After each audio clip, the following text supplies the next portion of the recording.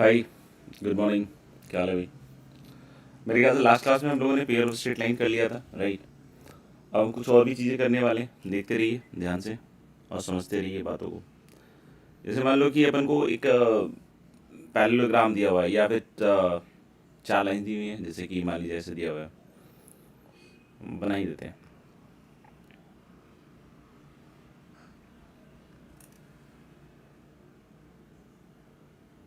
Hmm,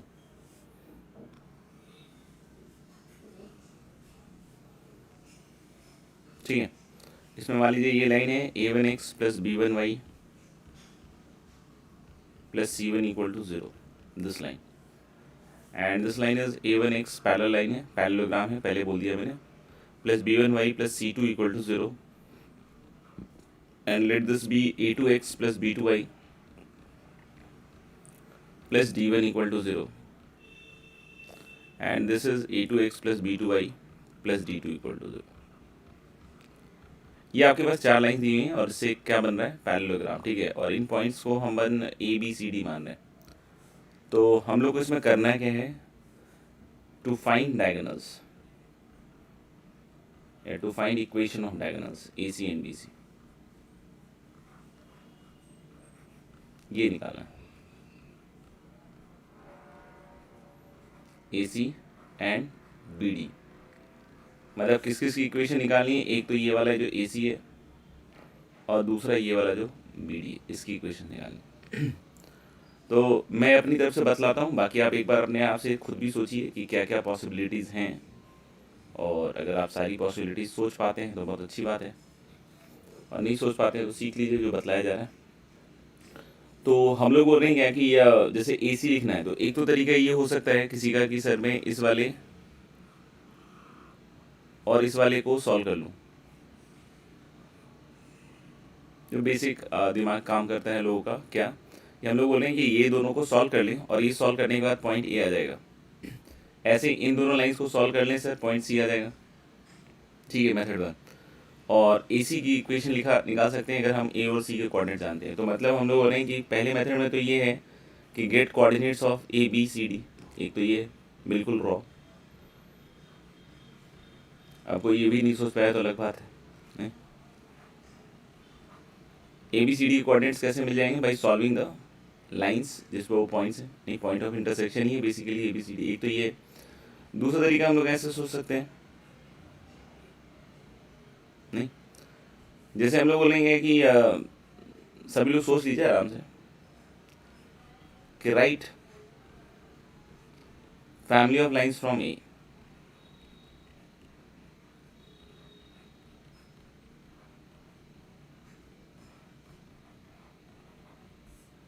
and similarly from C. अब बोलोगे इसका मतलब क्या है सर?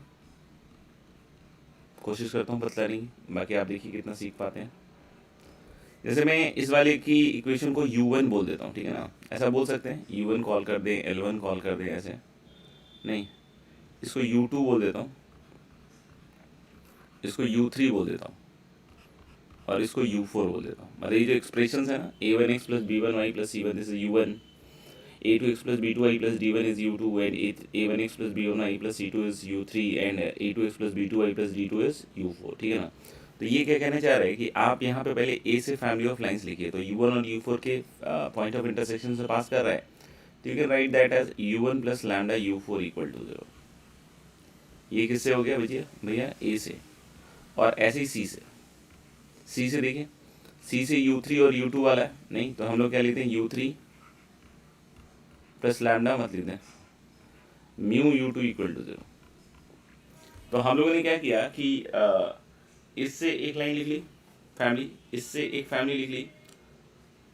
अब हमें दोनों ही फैमिली का सेम मेंबर चाहिए ना, सोचो, क्योंकि ये जो ए सी वाली लाइन होगी वो इसकी फैमिली का ही मेंबर है और इसकी फैमिली का ही मेंबर है, तो इन दोनों को हम क्या कर सकते हैं? कंपेयर।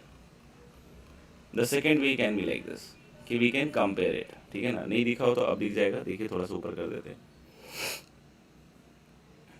नहीं हुआ लगता ऊपर, अब हो गया, ठीक है। यहाँ पे अब ठीक लग रहा है, कंपेयर कर दिया कि ए से एक तो हम लोगों ने फैमिली लिख ली और सी से एक फैमिली लिख ली और दोनों को क्या कर दिया भैया? कंपेयर। देख लो आराम से देख लो, तो ए से लिख दिया u one plus lambda u four और u three plus mu u two equal to zero, दोनों कंपेयर।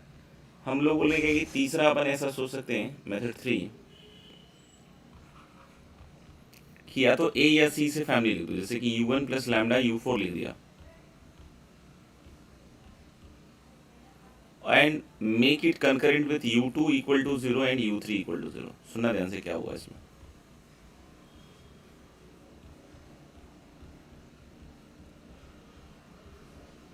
क्या हुआ इसमें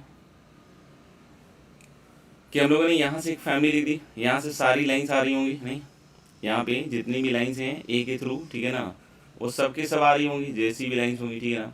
अगर हम लोगों ने उसका, ठीक है ना, उनमें से जो लाइंस आ रही हैं फैमिली, उसको U2 और U3 के साथ कंकरेंट कर दिया, तो वो डेफिनेटली वो जो लाइन होगी उस फैमिली की वो इसके थ्रू पास कर जाएगी, इस पॉइंट के थ्रू, ठीक है ना। तो डेफिनेटली ये AC की इक्वेशन देगा। तो क्या होगा भैया इसमें कि इन तीनों को जैसे ही कंकरेंट करेंगे लैम्डा आएगा, लैम्डा वो वैल्यू देगा, कौन सी वैल्यू देगा, जिसके लिए AC वाली लाइन आ रही होगी। तो एक तो ये भी तरीका यूज़ कर सकते हैं। मेथड 4 में बोल रहे कि डायरेक्टली हम इक्वेशन को लिख सकते हैं।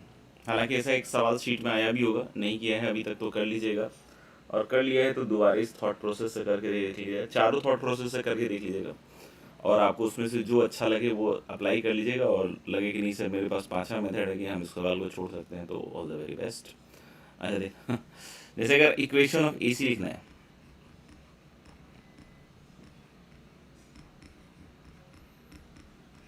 तो AC के नीचे जो दो लाइन है उसका प्रोडक्ट कौन कौन है, AC के नीचे U1 U2, और AC के जो ऊपर है उन दोनों लाइंस का प्रोडक्ट। तो यानी मैं इसको ऐसे लिख देता हूँ U1 U2 equal to U3 U4। अब बहुत सारे बच्चों को यहाँ समझ में नहीं आएगा, हालांकि क्योंकि उनका पहला ही रिस्पॉन्स ऐसा होता है ज़िंदगी में कि मुझे तो समझ में आया नहीं है, मैं तो पता नहीं क्या कर रहा हूँ ज़िंदगी में। तो देख लो, थोड़ा सोचो कि मैंने क्या लिखा है, और उसको अगर जस्टिफाई कर सकते हो कि भाई हाँ हमको समझ में आ रहा है कि इक्वेशन ऑफ AC आएगा,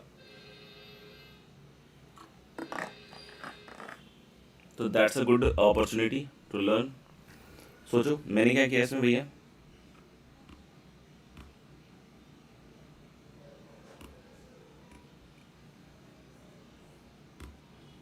हट जाए यार,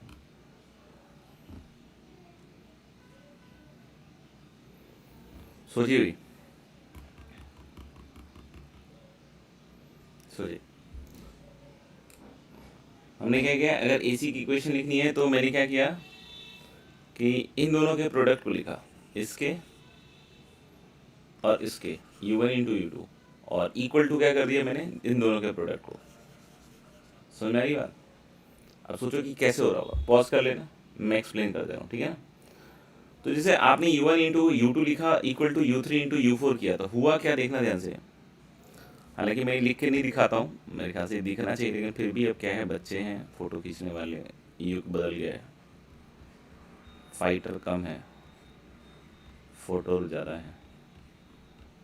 तो U1 इंटू U2 का मतलब ये हुआ, ये सब नहीं है, सब की बात नहीं कर रहा है, और U3 इंटू U4 निकाल रहे हैं अपन, A1 plus A1x plus B1y plus C2। ये जो लिखा हुआ है ना नोटेशन में, उसका मतलब ये होता है, और इधर A2x plus B2y plus D2। अब ये मत सोचना सर C1 D1 वाले को इंटरसेक्ट वो कर देंगे और D1 C2 D2 वाला, भाई ये मैंने नहीं कहा। मैंने क्या दिमाग में याद रखने के लिए बोला कि अगर AC की इक्वेशन लिखनी है तो AC की इक्वेशन कैसे लिखूंगा मैं, इसके नीचे जो दो लाइंस हैं, जो साइड्स हैं, ठीक है ना, उनका प्रोडक्ट, और ऊपर वाली जो दो लाइंस उनका प्रोडक्ट। जैसे अगर कोई पूछे BD की इक्वेशन, तुम खुद से सोचो, पहले तो याद कर लो कि भाई कैसे होता है, फिर अपन लॉजिक समझ लेते हैं। BD, तो BD की इक्वेशन लिखेंगे तो क्या लिखेंगे, इसके ऊपर वाले दो लाइंस का product U2 U3 equal to U1 U4, ऐसे लिखना। अब देखना, मैं हालांकि लिख के दिखा दे रहा हूँ, बाकी ऐसे मुँह जबानी ही बोलता तो समझ में आना चाहिए। जैसे इन दोनों का प्रोडक्ट दोनों साइड आएगा, मतलब एक्चुअली ये नहीं आएगा, एक्स स्क्वायर गायब हो गया, समझ में आएगा। इस तरीके से वाई स्क्वायर वाला जो टर्म है B1 B2 वाई स्क्वायर, ये भी दोनों साइड आएगा, इसका मतलब नहीं आएगा। तीसरा A1x प्लस इंटू B2y और B1y इंटू A2x, राइट। और इधर भी देखिएगा A1x into B2y and b1y into a2x, मतलब ये भी इवेंचुअली नहीं आएगा। मतलब ना तो एक्स स्क्वायर का टर्म आ रहा है मल्टीप्लाई होने के बाद दोनों साइड, ना वाई स्क्वायर का आ रहा है, ना एक्स वाई का आ रहा है। तो आ किसका किसका आ रहा होगा, एक्स का आ रहा होगा। देखो एक्स का कैसे आएगा, a2c1x a1d2x a2b1 sorry a2c2x और एक यहाँ पे और बन जाएगा a1d1x, मतलब x का टर्म आएगा, समझ में? ये x का टर्म आएगा, ऐसे y का टर्म आएगा और कांस्टेंट आएगा। मतलब पहली चीज जो मैं यहाँ पे आपको बोलने वाला हूँ कि ये जो रिप्रेजेंट कर रहा है ये एक लाइन की इक्वेशन है। बोलो कि कैसे समझ में आया कि ये लाइन है? भाई लाइन क्लियरली समझ में आ गया ना, क्योंकि एक्स स्क्वायर वाई स्क्वायर और एक्स वाई नहीं है, x square y square x y नहीं है, मतलब क्या है, एक्स एंड वाई में लीनियर है, एक्स एंड वाई में लीनियर है तो लाइन हो गया। तो पहली चीज़ तो मैंने आपको ये बता दी कि ये एक्स एंड वाई में लीनियर है। दूसरी बात मैं जो बोलने वाला हूँ वो ज़्यादा इंपॉर्टेंट है। ए का जो कोऑर्डिनेट है ये तो पहले समझ में आ गया ना, कन्विंस हो गया ना कि ये लाइन की इक्वेशन है। नहीं समझ में मेथड 4 छोड़ देना, आउट ऑफ सिलेबस मानना, क्योंकि ऐसा नहीं कि आईटी बोलता है कि इसी से सॉल्व करके दिखाओ, आप मेथड 3 से सॉल्व कर लो, वो भी काफ़ी है, ठीक है ना। मतलब ऐसा जरूरी नहीं है कि इसी से नंबर मिलते हैं, सर इस वाले से तो नंबर नहीं मिलते हैं, या मेथड 1 से तो नंबर ही नहीं मिलेंगे। भाई जैसे लगे वैसे कर लो, ठीक है ना। समझ में आए तो अच्छी बात, नहीं समझ में आए इस पार्ट को छोड़ देना, ठीक है ना। बहुत सारे तरीके बता दिए गए। तो मैंने क्या कहा साहब, मैंने क्या कहा था कि जैसे ये एक लाइन की इक्वेशन को रिप्रेजेंट कर रहा है। अब देखना ए कोऑर्डिनेट की सबसे अच्छी चीज़ क्या है कि ए कोऑर्डिनेट क्या करेगा कि सिंस वो u1 पे लाई कर रहा है और सिंस u4 पे लाई कर रहा है, तो अगर वो u1 पे भी लाई कर रहा है, वो u4 पे भी लाई कर रहा है, तो ए कोऑर्डिनेट दो चीज़ों को जीरो बना देगा, क्योंकि A coordinate is lying on u1, तो u1 पे लाई कर रहा है, तो दैट मीन्स ये पूरा एक्सप्रेशन जैसे ही एक्स ए का कोऑर्डिनेट रखेंगे तो जीरो हो जाएगा, और ऐसे ही ये पूरा एक्सप्रेशन जीरो हो जाएगा। तो आप देखो ना, एक्चुअली तो लाइन तो है ना, ये तो लाइन की इक्वेशन है।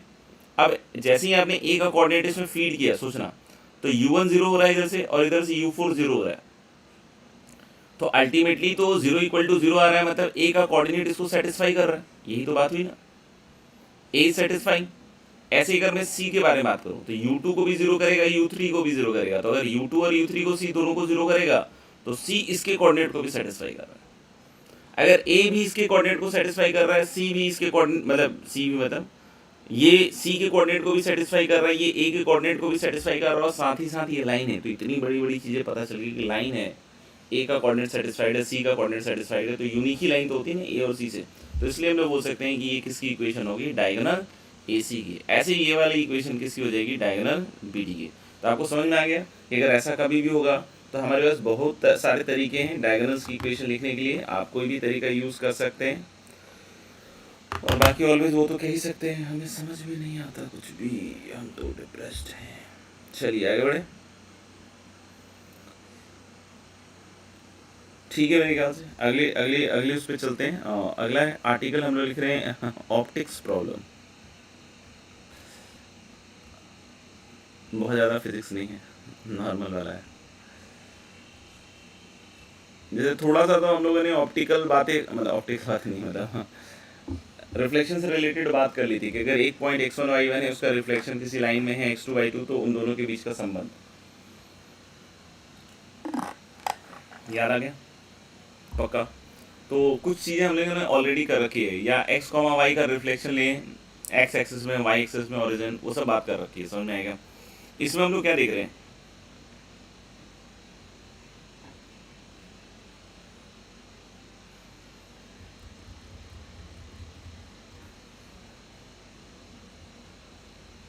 कि मान लीजिए इस तरीके से मिरर है, प्लेन मिरर है, ठीक है ना, सिल्वरिंग सिल्वर कर दें, देख लो यार जो करना है कर लो। मान लो कि इस तरीके से कुछ कर दिया गया,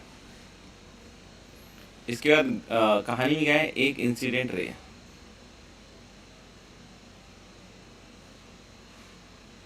नहीं जाके टकरा गई और फिर लौट के आने वाला है, देखो ध्यान से, और ये है reflected, this is incident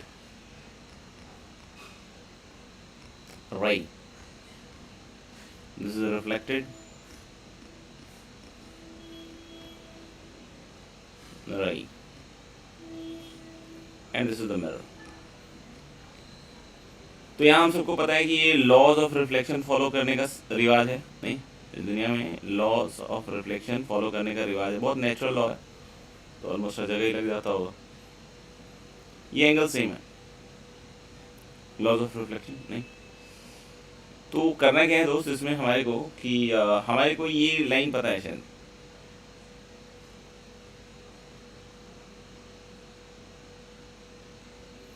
incident ray a1x plus b1y plus c1 equal to 0। और अपन को शायद ये भी पता है मिरर की equation a2x plus b2y plus c2 equal to 0।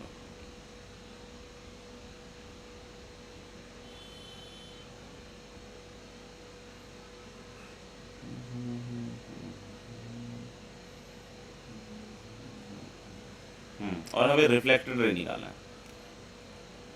Theta Vita पता नहीं, ये तो मैंने बस ऐसे ही आपको पुरानी बातें याद दिलाने के लिए थीटा लिख दिया है।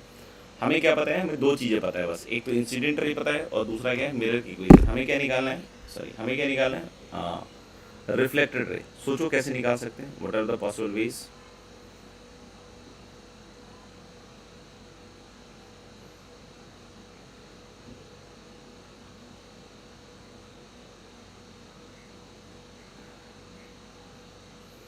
या मिरर नहीं पता यार, इसमें थोड़ा सा चेंज कर रहे हैं यार। मिरर ही पता हो तो पता करने के लिए तो बहुत सारी चीज़ें पता की जा सकती हैं, लेकिन हमने बोला कि इंसिडेंट रे पता है और ये वाली चीज़ पता है आपको, normal a2x plus b2y plus c2 equal to 0। Reflected ray निकालना है।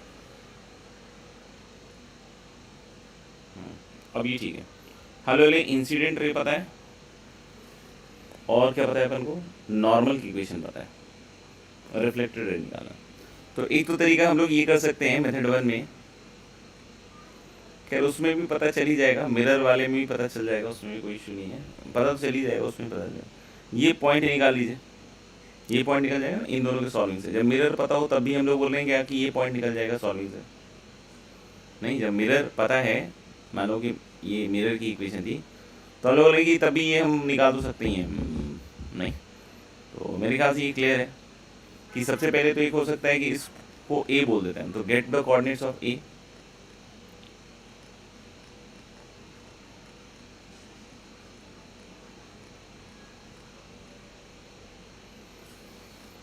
तो एक तो मेथड ये हो सकता है गेट द कोऑर्डिनेट्स ऑफ ए। दूसरा क्या कर सकते हैं इस तरह के सवालों में कि जैसे ये एंगल थीटा है और ये एंगल भी थीटा है, तो चाहो तो आप मार्क कर दो एक कोई डायरेक्शन, एंटी क्लॉकवाइज ही कर दो ताकि आपको सहूलियत हो काम करने में। तो जैसे मान लो ये रिफ्लेक्टेड लिखना है, तो एक पॉइंट पता चल गया, इसका स्लोप पता चल जाएगा तो काम हो जाएगा। तो इसका स्लोप हमने m मान लिया, अभी पता नहीं है इसके बारे में, माइनस a2/b2 इसका स्लोप हो गया।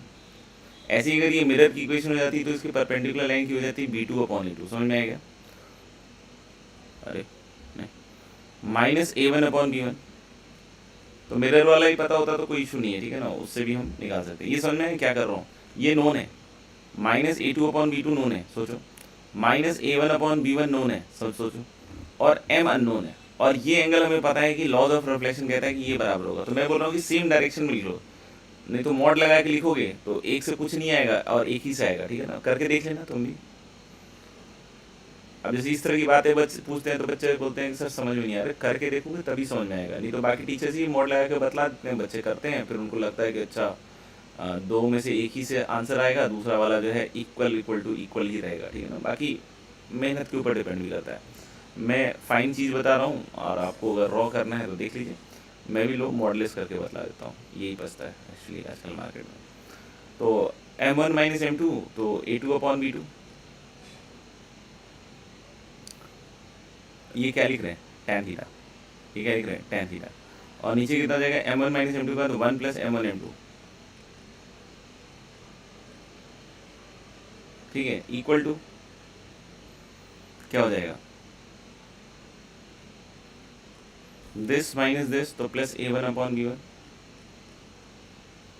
ये साइड पूरा नोन है, समझ में आएगा, और इधर की साइड देखना क्या जाएगा, 1 माइनस a1 a2/b1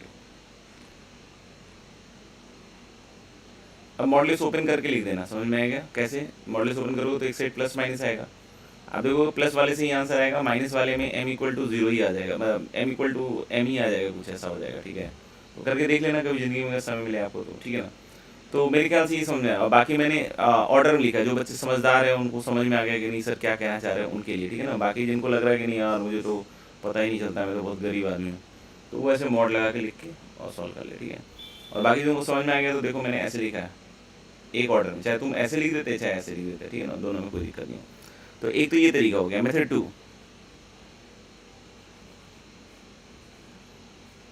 बाकी समझ में आया तो यहाँ ठीक है, नहीं तो फोटो वोटो खींच के डालने की ज़रूरत नहीं है, ठीक है ना। तो मतलब वो सब करना और ना मत, तो बेकार में। समझ में आ रहा है, होना कुछ नहीं उससे, ठीक है। अगर आप यहाँ सीख सकते हो, यहीं पर अपने प्रयत्न को डाल सकते हो तो ही सीख सकते हो, नहीं तो फोटो खींचने से कुछ नहीं होने वाला। दूसरा हम लोग बोल रहे हैं क्या, दूसरा तरीका, ठीक है ना। ये दूसरा तरीका ध्यान से देखिएगा, ठीक है। अगर जिनको समझ में आ जाए अच्छी बात है, नहीं समझ में आए तो पहला मेथड है, अभी मैं एक आध लाइन वाइन लिख के दे दूंगा, फिर उससे करके देख लीजिएगा, ठीक है। दूसरा तरीका क्या है कि हम बिना पॉइंट ऑफ इंटरसेक्शन निकाल ये कर रहे हैं इसको, ठीक है ना। हम इसकी फैमिली लिख रहे हैं।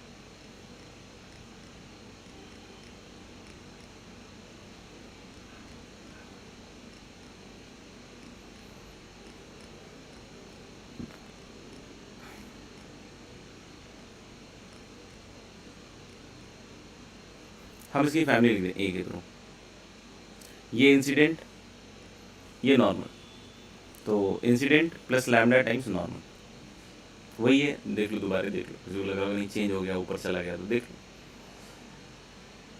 अब हम लोग बोले ये लैम्डा चाहिए जिसके लिए हमें रिफ्लेक्टेड रे आना चाहिए, ठीक है। तो मैं क्या कह रहा हूँ कि let us randomly take a point x1 y1 on this, ठीक है।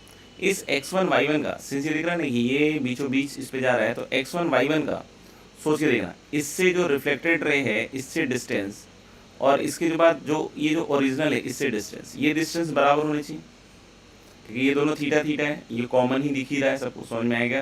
तो हम लोग बोल रहे हैं कि ये 90 और ये भी कितना हो जाएगा आपका 90, आपको समझ में आ रहा है। परपेंडिकुलर ड्रॉप किया है भाई साहब, नहीं तो 90 90 और थीटा और ये वाली चीज़ कॉमन हो गई तो कॉन्ग्रुएंट ही तो हो गया ना। तो यानी कि ये डिस्टेंसेज जो होंगे ये बराबर ही होने पड़ेंगे, ये डिस्टेंसेज बराबर, यानी x1 y1 से इस लाइन का डिस्टेंस क्या होगा, x1 y1 से इस लाइन का distance a1 x1 plus b1 y1 plus c1 और अपॉन कितना होगा, root under of a1 square plus b1 square. ये किससे लिखा इसका डिस्टेंस बोलो, ये मैंने इंसिडेंट रे से x1 y1 का डिस्टेंस, x1 y1 मेरे लिए नोन नहीं है, ठीक है ना, तुम्हारे लिए हो तो अलग बात है। हाँ लग लेंगी इसका इससे डिस्टेंस, इसी को हम रिफ्लेक्टेड रे मान रहे हैं किसी न किसी लैम्डा के लिए, ठीक है ना। तो इसका इससे distance plus lambda times a2, देखना lambda times a2 x1 plus b2 y1 और प्लस c2, और नीचे कितना जाएगा x के कोफिशिएंट मतलब square root of a1 plus lambda a2 का होल स्क्वायर और plus b1 plus lambda b2 का होल स्क्वायर, ये है। इनफैक्ट आप देख सकते हैं जो समझदार बच्चे उनको समझ में आ गया होगा कि अब तक क्या हो गया है, ठीक है ना। क्लियरली दिख गया होगा कि x1 y1 since is a point of this on this, तो डेफिनेटली जो a2x plus b2 y1 plus c2 वाला पार्ट है ये जीरो हो जाएगा। अगर हम लोग बोले a2x plus b2 y1 plus c2 वाला जो पार्ट है अगर ये जीरो हो गया तो ये पार्ट तो पूरा ही खत्म हो गया, बोलो ये पार्ट तो पूरा ही खत्म हो गया, बोलो। तो यानी ऊपर क्या बचा, modulus of a1x plus b1y plus c1, तो इधर भी तो वही बचा ना। तो एक्चुअली अगर ये बचा है तो ये एक्चुअली बचा ही नहीं है, मतलब समझ में, ये जीरो हो गया क्योंकि x1 y1 जो है वो नॉर्मल का है, तो ये तो ऐसे ही जीरो हो गया, और ऊपर दोनों सेम है, तो अल्टीमेटली क्या होगा, दिस इक्वल टू दिस आएगा, स्क्वायर कर दो। स्क्वायर करने के बाद आप देख सकते हो कि दोनों साइड इस तरह का बनेगा, ये समझ में, ऊपर सब खत्म हो चुका है, मैदान साफ हो चुका है, ठीक है ना। और इधर आएगा a1 square plus lambda square a2 square plus 2 lambda a1 a2 और प्लस b1 स्क्वायर प्लस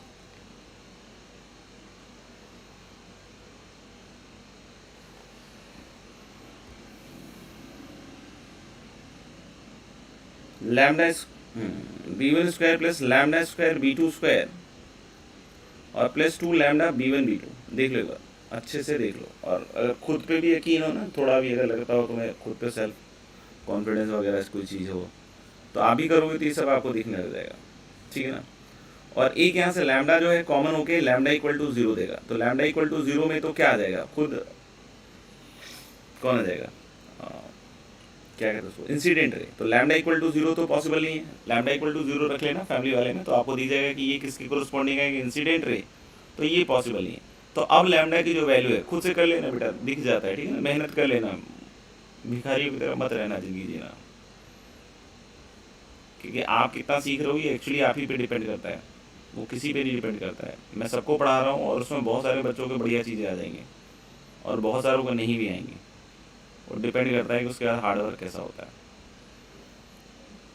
देखना, तो हम लोग बोले कि लैम्डा एक कॉमन होगा a2 square plus b2 square और -2 times a1 a2 plus b1 b2, सही है क्या। तो पहले तो बहुत बार ऐसा भी होता था कि हाँ सर हम तो ऊपर बैच के हैं, हम तो नीचे बैच के हैं, हमारे तो गाइडेंस ही अच्छा नहीं मिलता। अभी तो सबको सेम गाइडेंस मिलता है, लेकिन आप देखना डिफरेंस इसमें भी आ जाएगा, ठीक है। Ultimately it is your hard work जो आप कितना करते हो, ठीक है। अच्छा, मैं बोलना भूल गया कि इस लैम्डा के कोरस्पॉन्डिंग जब आप यहाँ पे वैल्यू रखोगे उस फैमिली ऑफ लाइंस में a1x plus b1 y plus c1 वाला आ जाए यार, ये वाले में a1x plus b1 y plus c1 plus lambda times ये वाली लाइन में अगर रखोगे लैम्डा की वैल्यू, तो अपने आप आपको कौन सी लाइन मिलेगी, ये वाली लाइन, कौन सी, रिफ्लेक्टेड। तो अगर आपको ये अच्छे से समझ में आ गया हो या लगा हो कि नहीं सर ये अच्छा तरीका आपने बतलाया है, तो इसको भी यूज़ कर सकते हैं आप, ठीक है ना। और बाकी लगा हो कि नहीं सर ये तो आउट ऑफ सिलेबस है मेरे लिए, ऑल द बेस्ट। अच्छा, मैं क्या कह रहा था, अगला अपन एक सवाल ऐसा करके देख लेते हैं।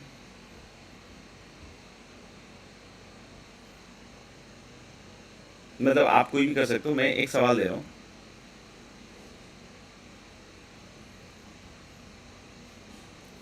जैसे कि ये लाइन मिरर है 2x plus y plus 6 equal to 0, ठीक है।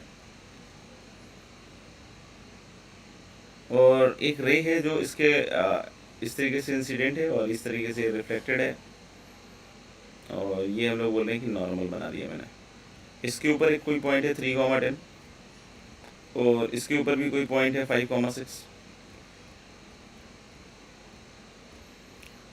तो क्या निकालना है भैया,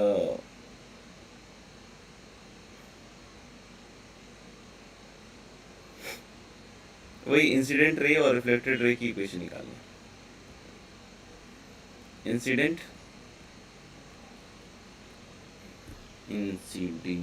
इंसिडेंट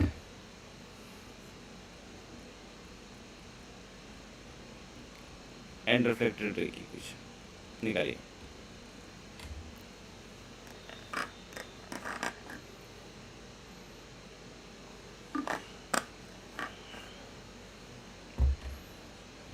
ठीक है, तो हालांकि बच्चे बहुत सारे तिकड़म लगाते रहते हैं अपने हिसाब से, कुछ बच्चे बिल्कुल जेन्युइन सा भी काम करते हैं।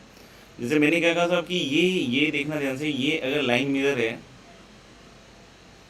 समझना चीज़ को, अगर ये लाइन मिरर है तो 3,10 का जो इसमें रिफ्लेक्शन होगा, कुछ भी होगा एक कोई पॉइंट, और अगर ये रिफ्लेक्शन ले रहे हैं तो ऑफ कोर्स ये दोनों बराबर होंगे और ये 90 होगा। तो मैंने क्या कहा कि जब हम इसको इससे ज्वाइन करेंगे, नहीं तो ये दोनों बराबर, ये 90 है, समझना ध्यान से, और ये कॉमन है, ये कॉमन है, तो ये कॉन्ग्रुएंट हो जाएगा।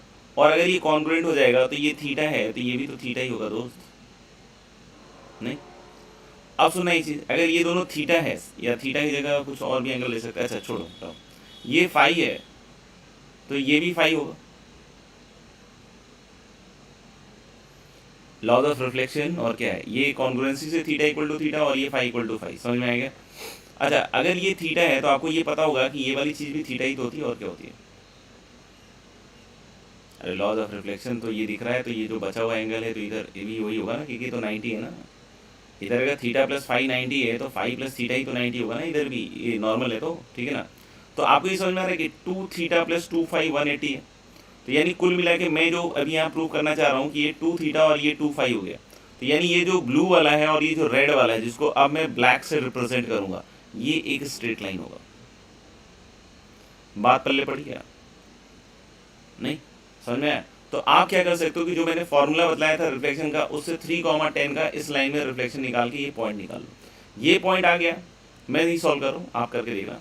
ये पॉइंट आ गया और ये पॉइंट आपको 5,6 पता है, ठीक है ना। आंसर आंसर कुछ कंफर्म नहीं कर रहा हूँ, आपको निकाल के देखना, जो आएगा वही आंसर होगा। अगर ये पॉइंट आ गया और ये पॉइंट पहले से पता है तो यू कैन राइट डाउन, बोलो, you can write down the equation of this line. Similarly अगर इंसिडेंट रे भी लिखना है, इंसिडेंट रे भी लिखना है तो इसको रिफ्लेक्ट करा दो इधर, तो इसका रिफ्लेक्शन और ये पॉइंट 3,10, यहाँ से भी हम लोग को समझ में आ जानी चाहिए चीज़, क्या समझ में आ जानी चाहिए चीज़ कि हो जाएगा काम अपना, ठीक है, मतलब हो जाना चाहिए, मतलब इंसिडेंट रे आ जाएगा, ठीक है। यहाँ पे हालांकि एक चीज़ और थोड़ा सा अलग है कि अगर आप इसको ज्वाइन करोगे ना तो शायद इसका और इसका स्लोप शायद सेम आता है, मतलब जो डेटा दिया है 10 - 6 4 और 3 - 5 - 2, देखो ये आ रहा है ना -2, ये पैरेलल आ रहा है इसके साथ। हालांकि मैंने जो तरीका बताया वो जनरल है, वो प्रॉब्लम स्पेसिफिक नहीं है। आपके पास अगर इंसिडेंट रे और रिफ्लेक्टेड रे पे कोई भी 2 पॉइंट्स एक एक दिए हुए हैं, एक एक पॉइंट दिए हुए हैं, तो आप ऐसे रिफ्लेक्ट करा करा के वो हमेशा लिख सकते हो। ये थोड़ा सा ऐसा है कि ये इसके पैरेलल दिया हुआ है, समझ में आएगा। इसका भी हम कुछ फ़ायदा उठा तो सकते ही हैं क्या, जैसे कि एक तो है कि ये वाला पॉइंट आ जाएगा, बोलो ये पॉइंट कैसे आ जाएगा, इसका मिड पॉइंट ही होगा, तो कितना आ जाएगा 5 3 8/2 4, और बोलो 10 6 16 5 2 8, और इसका स्लोप जो होगा वो हाफ हो जाएगा, परपेंडिकुलर लाइन। तो आप इस लाइन की इक्वेशन को जैसे ही लिख लोगे, उसको इसके साथ सॉल्व करोगे तो पी पॉइंट आ जाएगा, पी पॉइंट आ जाएगा तो फिर से पी ए और पी बी की इक्वेशन निकाल सकते हो, ठीक है ना। तो करके देख लेना जो मैंने बताया। हालांकि जो मैंने पहला मेथड बताया वो जनरल मेथड है, उसमें कहीं कोई दिक्कत नहीं आएगी। आगे चलते हैं, नेक्स्ट शिफ्टिंग ऑफ ऑरिजिन।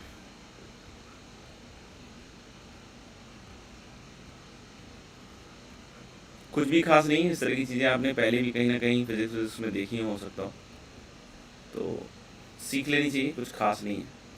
जैसे मान लो कि आपका ओरिजिनल कोऑर्डिनेट सिस्टम है स्मॉल एक्स स्मॉल वाई, इसमें हमने इसको ओरिजिन को 0 0 ऑफ कोर्स बोला है, जब भी ओरिजिन का जिक्र होगा 0 0 का ही जिक्र होगा। हमने क्या किया है, ओरिजिन को शिफ्ट कर दिया। ओरिजिन को शिफ्ट करना मतलब एक्स एक्सिस और वाई एक्सिस को अपने पैरेलल ट्रांसलेट करना। तो हम लोगों ने नए एक्सिस को एक्स कैपिटल एक्स बोल दिया है और कैपिटल वाई बोल दिया है। नए को क्या बोल दिया है, कैपिटल एक्स बोल दिया, और दूसरा क्या बोल दिया, कैपिटल वाई, और ओरिजिन को हमने शिफ्ट कर दिया अल्फा बीटा पे। ये ध्यान रखना कि ये जो अल्फा बीटा है ये पुराने रेफरेंस फ्रेम से, जो नया रेफरेंस फ्रेम है उसके लिए ओरिजिन है, मतलब उसके लिए तो ये 0 0 ही है, उसके लिए तो ये 0 0 ही है। ये नया सिस्टम है, न्यू सिस्टम, न्यू सिस्टम में ये ओरिजिन ही है, ठीक है ना। और लेकिन ओल्ड सिस्टम ही अल्फा बीटा है। तो अब यहाँ बात आती है कि कभी कभी हमें शिफ्टिंग करनी पड़ जाती है, तो शिफ्टिंग करनी पड़ जाती है तो हम क्या रिलेशन ध्यान रख सकते हैं वो देख लेना। मान लो कि ये कोई पॉइंट है small x comma small y in the original one and capital x comma capital Y in the new one. Small x small y किस में आ गया, पुराने वाले में, और ये न्यू वाले में। रिश्ता बहुत सिंपल है इन दोनों के बीच में। जैसे हम लोगों ने मान लो कि यहाँ से एक परपेंडिकुलर ड्रॉप कर दिया और इधर से भी चाहो तो एक परपेंडिकुलर ड्रॉप कर दो।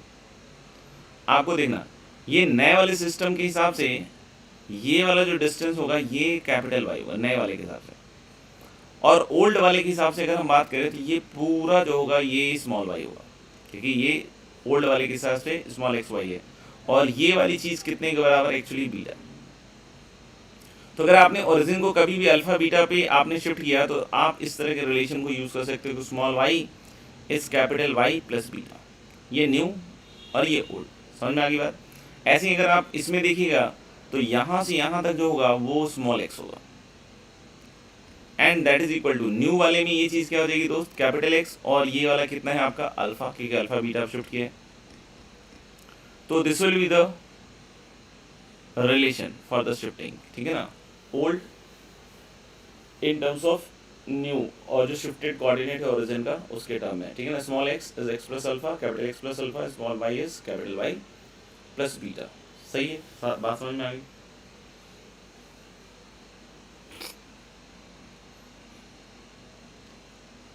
नेक्स्ट हम लोग क्या कह रहे हैं,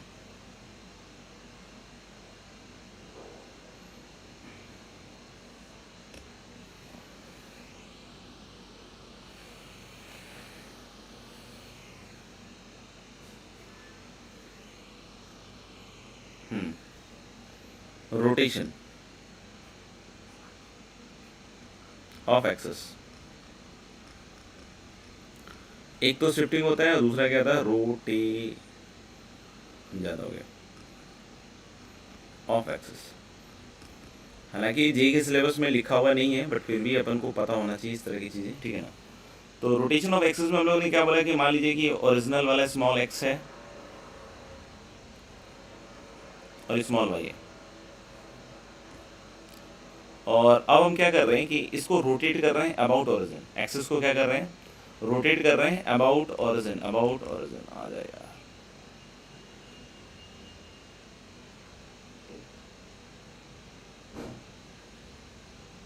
तो ये नया कैपिटल एक्स हो गया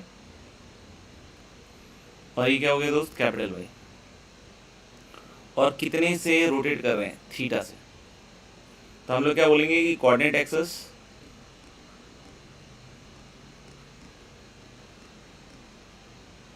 is rotated about origin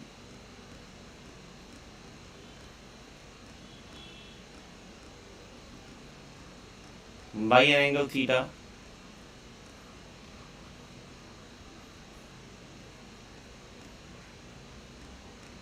in anti-clockwise direction।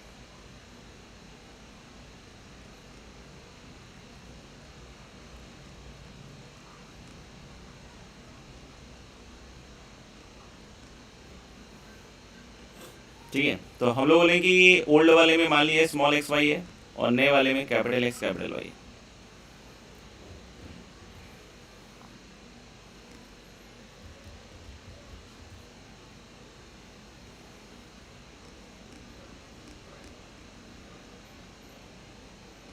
ये ओल्ड वाले में स्मॉल एक्स वाई है और नए वाले में क्या है, कैपिटल एक्स वाई। तो अब अपन क्या कर रहे हैं, यहाँ से कुछ परपेंडिकुलर्स ड्रॉप कर रहे हैं। जैसे देखना है यहाँ से हम लोग पहले तो ये इस वाले भी क्लियर कर दिया, ये चीज़ क्या होगी, कैपिटल वाई, क्योंकि ये नया वाला सिस्टम है आपका।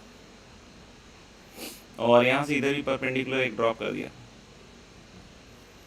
अब ये सब मत पूछना सर ये कैपिटल एक्स कैसे होता है, कैपिटल वाई कैसे होता है, बेटा इतना तो देख लेना है ज़िंदगी में कुछ क्या। फिर हम लोगों ने बोला गया कि यहाँ से एक इस पर भी परपेंडिकुलर ड्रॉप कर दिया अपन ने। लेकिन दोस्त ये वाली चीज़ होगी स्मॉल वाई, और एक इधर से परपेंडिकुलर इधर ड्रॉप कर दिया, ये क्या हो गया भाई, स्मॉल एक्स। ठीक है, तो ये सब परपेंडिकुलर ड्रॉप करने के बाद कुछ और अब अपने हिसाब से भी कर रहे हैं, यहाँ से एक और यहाँ से भी एक।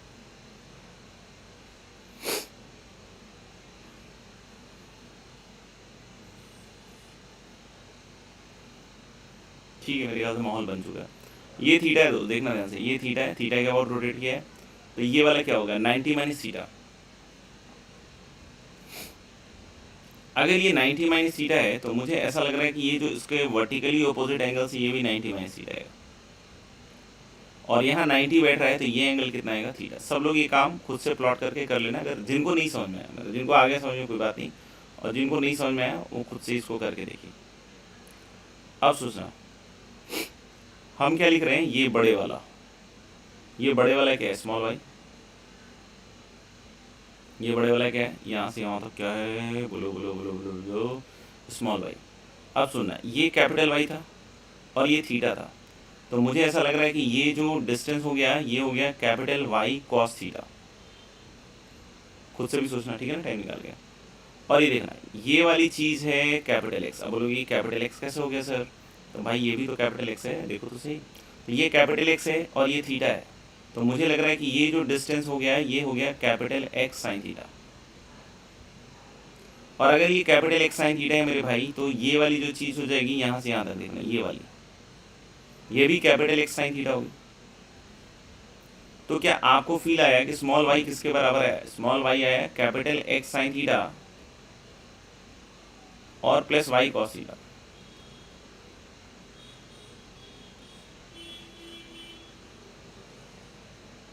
नहीं, अब देखना, अब हम लोग बोलेंगे कि यहाँ से ये वाला डिस्टेंस है स्मॉल एक्स।